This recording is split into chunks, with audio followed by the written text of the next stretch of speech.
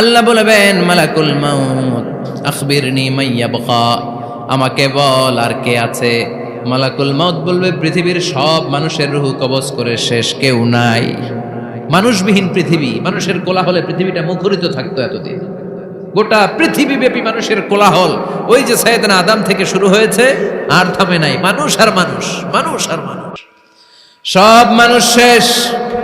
আল্লাহ আশরাফুল মাখলুকাত একটারেও রাখি নাই, সব শেষ।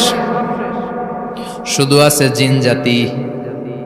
আল্লাহ বলবেন যাও এবার জিন জাতি ধরো, জিনদের রুহু কবজ করো। মালাকুল মাউত কিন্তু জিনদের রুহু কবজ করে।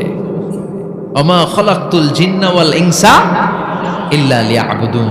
জিন জাতি আর মানব জাতি, এই দুই জাতিকে আল্লাহ তাআলা তৈরি করেছে কার ইবাদতের জন্য। আমরা যেমনি নামাজ পড়ি, জিনেরাও নামাজ পড়ে।